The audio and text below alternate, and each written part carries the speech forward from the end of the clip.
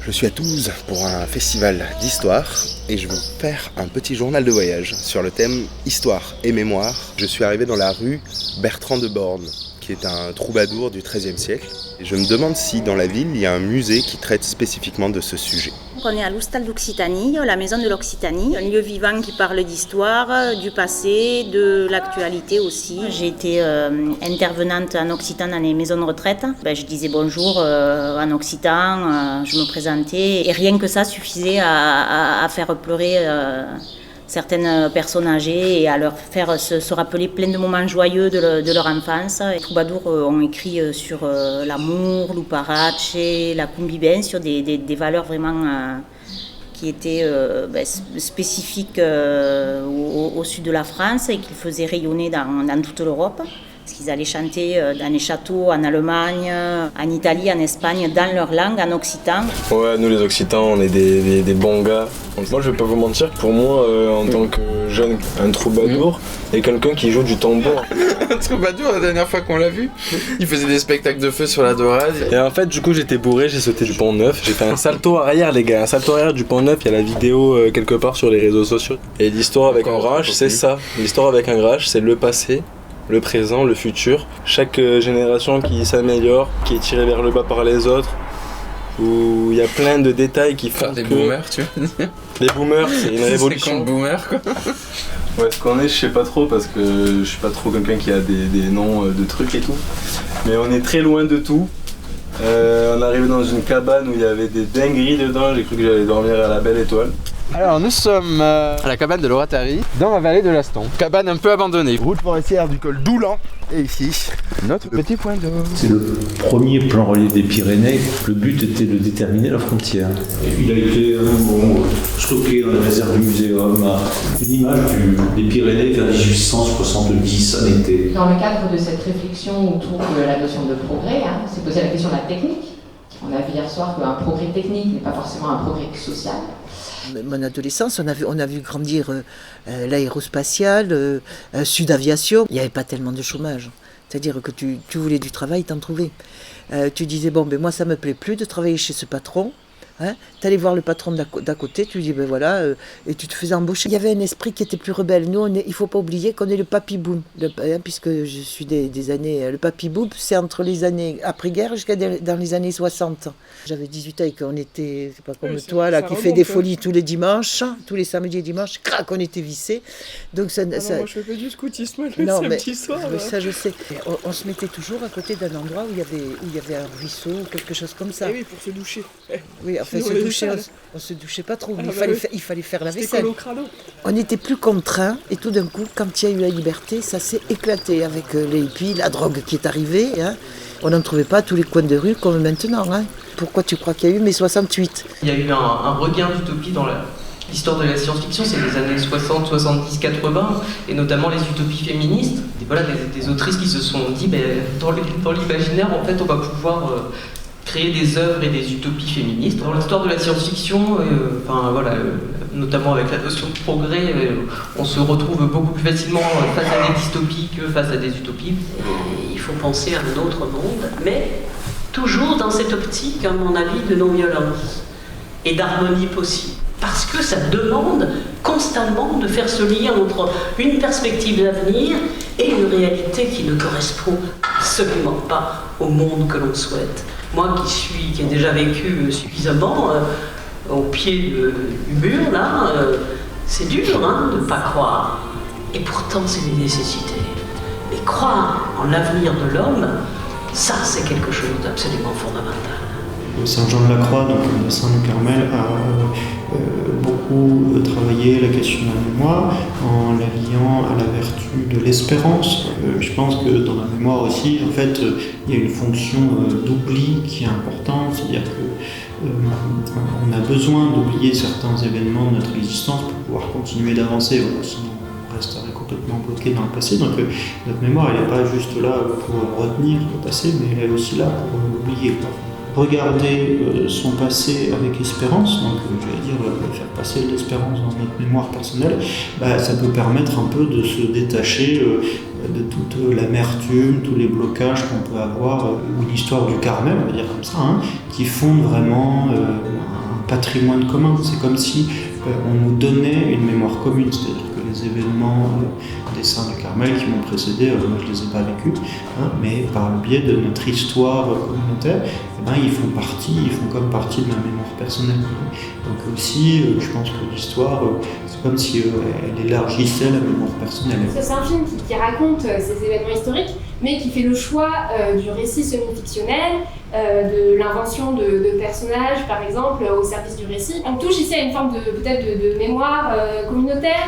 Face à ce type d'objet, on pourrait avoir une première démarche historienne qui serait d'interroger donc les pas de côté, les distances entre le film qui date de 2014, le récit qu'il met en œuvre et ce qu'on sait des événements historiques des années 1980. Donc il y a vraiment ce souvenir d'une grève longue, dure et d'une défaite. Et pourtant donc le film est plutôt positif. Alors ces grandes figures que j'évoquais, Arthur Scargill, Margaret Thatcher, vous les voyez au début du film dans des archives des images d'archives qui sont dans une télévision, mais ensuite on se déplace un petit peu vers un autre sujet en fait qui est les réseaux de solidarité qui se sont développés. On a régulièrement des cortèges LGBTQI dans lesquels on peut parfois voir des références par exemple à la banderole de Lesbians and Gays for the Minors qui est présente dans le film. On est ravis d'accueillir des événements autour de l'histoire au cinéma ABC. C'est assez fluide le discours d'un film bien souvent.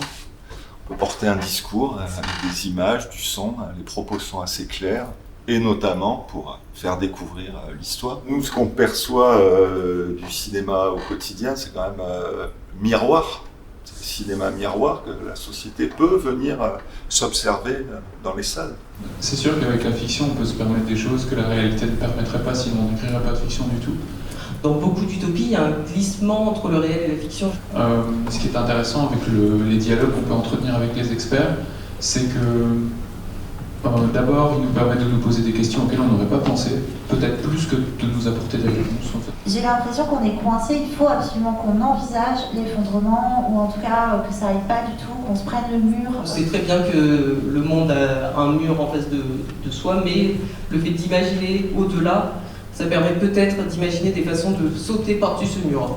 L'utopie, en fait, il ne faut pas simplement la chercher dans l'image, la représentation d'une société parfaite, etc. Il y a la question du voyage qui est super importante, et là ça parle forcément vu que c'est tout le sujet de la chose. Il y a la question à l'altérité, le rapport à l'altérité, le rapport au conflit. Parfois le geste d'écriture et le geste de lecture, mais l'un dans l'autre et reliés l'un à l'autre, sont des pratiques utopiques au sens où ils fracturent et produisent d'autres récits et du coup ouvrent d'autres chemins, superposent un monde au monde. Du coup ça dénonce le réel dans lequel on vit comme un récit. On est vendredi, alors c'est le 4e jour à Toulouse et aujourd'hui va avoir lieu l'atelier à 14h. Je voudrais vous proposer de faire de la science-fiction tous ensemble à partir de vos idées et puis avec l'aide de quelque chose qu'on a créé au sein de l'ordre dialectique, c'est-à-dire des cartes narratives pour vous aider à structurer vos histoires. Alors la science-fiction, nous on l'a définie comme le genre de la conjecture rationnelle romanesque. Vous avez la réalité connue, vous insérez un écart, mais qui est de nature rationnelle à celle-ci, donc qui n'est pas inexpliqué, qui n'est pas de nature magique ni de nature divine, et vous insérez ça dans une trame narrative. Les cartes correspondent à quoi? C'est un jeu de cartes narratives qu'on est en train de créer. On est seulement au début. Il y a 12 étapes du voyage, donc des scènes. Il y a 9 archétypes de personnages, voilà. Et il y a des sous-genres de science-fiction. On organise aussi un concours de nouvelles interactives. Le concept de ce concours, c'est qu'il a lieu en une nuit. Donc on va vous donner le thème le 19 août à 10h du soir et le 20 août à 10h du matin, il faudra nous rendre la nouvelle interactive. Et pourquoi de nuit? Parce que l'écrivain qui l'a nuit. S'il est plus de 50 ans, il dort à partir de 9h. Vous voyez plus de ça comme un moment enfiévré, d'écriture maniaque avec les cheveux en pétard et tout. Et beaucoup de café. C'est passe au 19e siècle avec un docteur qui rentre dans son bureau après sa permanence de médecin. Il est en train d'écrire un livre sur les maladies de l'intestin, donc il a souvent des cadavres à disposition pour faire des autopsies. Il commence lui-même à douter de lui en se disant peut-être que je manque vraiment de sommeil et tout, et puis il relit quand même sa note de façon assez obsessive et ça le travaille vraiment jusqu'au moment où il commence à sentir vraiment lui-même a l'impression que son foie bouge et chuchote et tout ça. Et donc ça le rend un peu fou jusqu'au moment où il décide de s'ouvrir lui-même. Donc il y a une explication un peu de la façon dont il va mettre ça en place, de la procédure, de la transfusion sanguine et tout ça. Et là, Élite. Qu'est-ce que vous en pensez, docteur? C'est vous le spécialiste. Elle n'est pas morte de la blessure par balle. Le professeur Bertillon travaille à la préfecture de police. Inspecteur Tolisso, vous venez pour l'affaire de la rue de la Barrière Blanche, là? Tout à fait. Tiens, je vois que Froment, vous êtes là, vous avez toujours votre appareil photo? Tout à fait, vous voyez, et son trépied extrêmement lourd. Il se trouve que Corsini n'est pas là. Et donc vous le remplacerez au pied, vous n'êtes pas dans mon service, mais... Entendu, je vous apporterai de nouvelles techniques. C'est Bertillon qui détermine ce qui est nouveau et ce qui n'est pas. Que c'est soit clair. Très bien. Bon, bien écoutez, allons-y. Je suis Zachary Boubli, président du Cercle de l'Orbite Galactique. Festival Histoire à venir, l'idée c'est d'explorer plein de façons dont l'histoire s'insère dans nos présents, nos avenirs et nos passés. Donc on va étudier pas mal de la façon dont les récits du progrès sont présents dans nos sociétés et l'impact qu'ils ont l'occasion de redécouvrir Toulouse. Le cœur du truc c'est le théâtre Garonne à côté du fleuve susmentionné, mais c'est aussi découvrir ça à l'Euré Café à Toulouse, certains lieux historiques comme le couvent des Jacobins, Ombre Blanche. Ombre Blanche, bonjour. Oui, je vous le passe un instant. Kim, alors c'est un monsieur de la Cinémathèque qui souhaitait parler à Fafa. Alors la librairie Ombre Blanche existe depuis une quarantaine d'années, un lieu important de la culture à Toulouse. L'Histoire à venir fait partie de ces moments importants de la vie culturelle à Toulouse et des moments partagés avec la librairie. Qu'est-ce qui définit l'histoire? Ah oui. L'histoire, c'est plutôt pour moi, ça serait plutôt les événements. Oui, l'histoire d'un quartier, du truc et tout. Et la mémoire, ça serait plutôt des souvenirs que l'on a. Comme je disais à monsieur, ça fait 20 ans maintenant qu'on est là. Mais merci, à bientôt. Arnaud Bernard, si je dois être très honnête, depuis 1988. Donc dans 5-6 ans, moi je laisserai ma place, j'espère, pouvoir vendre à quelqu'un de bien et voilà, et qu'il y ait une continuité. C'est un petit reportage, c'est un petit doc un peu humain. Quand tu le revois plus tard, et c'est quelque chose que je retrouve même avec des photos. Mélanie, c'est laquelle la plus belle de photos qu'on a tous? Jean Lambert, c'est quoi la plus belle photo qu'on a des grands cousins? Ton néophagé, et qu'il y a toute la grande équipe, toi tu n'es pas encore né. Tu vois cette puissance d'une photo, on l'a pas regardé ensemble tous les trois depuis 25 ans. Si là, depuis tout à l'heure, on est dans la réalité virtuelle, bon, pendant 5 minutes, tu me prends pour un fou parce que j'ai un truc autour, mais avec une caméra là, une caméra là, une caméra là, une caméra là. Ça va te faire bizarre 5 minutes au mode vert, tu l'oublies, on passe la soirée.